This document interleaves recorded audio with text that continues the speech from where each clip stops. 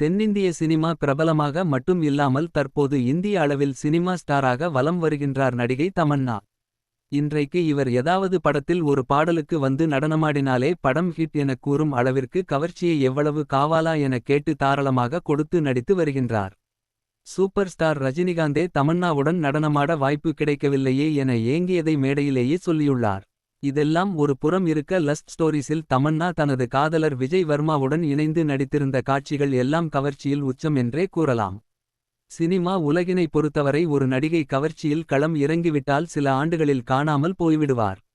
ஏனென்றால் அதன் பின்னர் வேறொரு கதாநாயகி அவங்க என்ன கவர்ச்சி காட்டுறாங்க நான் காட்டுறேன் பாருங்க என இழந்த மார்க்கெட்டினை பிடிக்க கவர்ச்சியில் களமிறங்கிவிடுவார்கள்.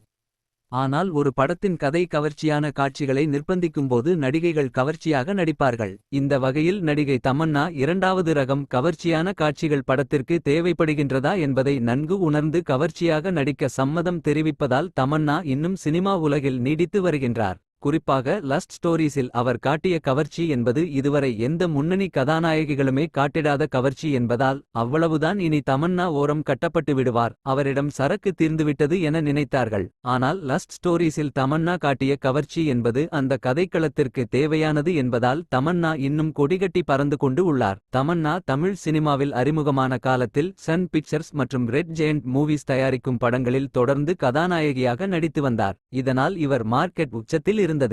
ஒரு நடிகையின் மார்க்கெட் உச்சத்தில் இருக்கின்றது என்றால் அவர் குறித்த கிசுகிசுக்கள் வரத்தானே செய்யும்.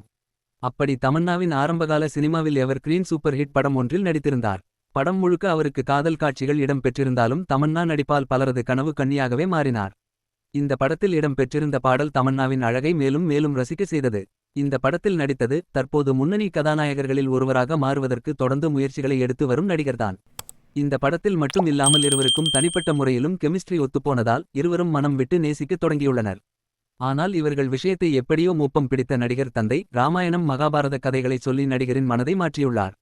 தற்போது நடிகர் மேற்கு மாவட்டத்தில் தனது சொந்தத்தில் உள்ள பெண்ணை திருமணம் செய்து வாழ்ந்து வருகின்றார். இவர்களின் காதலை பிரித்தது மட்டும் இல்லாமல் தனது மகனுக்கு சொந்தத்தில் பெண் பார்த்து திருமணம் செய்து வைத்தது குறித்து இப்போதும் காலரை தூக்கிவிட்டு சொல்லிக் கொள்கின்றாராம் நடிகரின் தந்தை. இதனை எதிர்பார்க்காத நடிகை மனமுடைந்து காணப்பட்டார். ஆனால் அதிலிருந்து மீண்டு வந்த தமன்னா தற்போது தமிழ் சினிமா மட்டும் இல்லாமல் ஒட்டுமொத்தமாக இந்திய சினிமாவிலேயே ஒரு கலக்கு கலக்கி வருகின்றார். அண்மையில் தமன்னா நடிப்பில் வெளியான அரண்மனை 4 100 கோடி வசூல் செய்ததாக தகவல்கள் வெளியானது.